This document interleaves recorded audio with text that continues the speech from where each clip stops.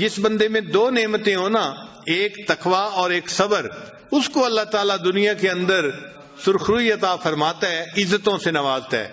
چنانچہ سیدنا یوسف علیہ السلام کے پاس جب ان کے بھائی آئے تو بھائیوں کو تو پتہ نہیں تھا کہ یہ وقت کا بادشاہ یہ ہمارا بھائی یوسف علیہ السلام ہے، وہ تو یہ سمجھے تھے کہ یہ عزیز مصر ہے اور یہ بادشاہ ہے۔ تو وہ کہنے لگے یا ایھا العزیز مسنا و اہلنا الضر، اے عزیز مصر ہمیں اور ہمارے اہل خانہ کو تنگ دستی نے بے حال کر دیا، وجئنا ببضاعۃ مزجاۃ، اور ہم ایسا نقدی لائے ہیں کہ جو پوری بھی نہیں ہے، یعنی رقم بھی پوری نہیں ہے، وتصدق علینا، اور آپ ہمارے اوپر صدقہ خیرات کر دیں، ان اللہ یجزی المتصدقین، یعنی ہمارے پاس پیسے پورے نہیں ہیں، ہم گندم زیادہ چاہتے ہیں، پیسے تھوڑے ہیں ہمارے پاس گندم کے لیے، تو آپ صدقہ و خیرات کر دیں اور ہمیں کچھ گندم اللہ کے نام پہ دے دے۔ صدقہ و خیرات کا یہ مطلب ہے کہ اللہ کے نام پہ کچھ ہمیں گندم اور پلس دے دے۔ ان اللہ یجزی المتصدقین، اللہ تعالیٰ صدقہ دینے والوں کو جزا عطا فرماتے ہیں۔ جب یوسف علیہ السلام نے بھائیوں کی زبان سے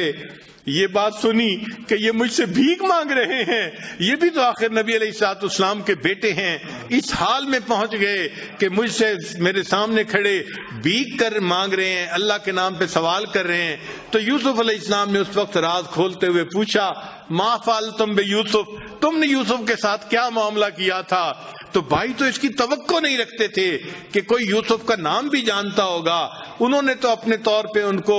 ایک بند کنویں میں پھینک کے بھول گئے تھے کہ وہ مر گیا، کہانی ختم ہو گئی۔ جب انہوں نے نام یوسف کا سنا تو حیران ہو کے پوچھا اِنَّكَ لَأَنْتَ یوسف، کیا آپ یوسف ہیں؟ قَالَ أَنَا یوسف، یوسف علیہ السلام نے فرمایا ہاں میں یوسف ہوں، وَهَذَا أَخِي، اور یہ میرا بھائی بنیامین ہے، قَدْ مَنَّ اللَّهُ عَلَيْنَا، تحقیق اللہ نے ہم پر احسان کیا،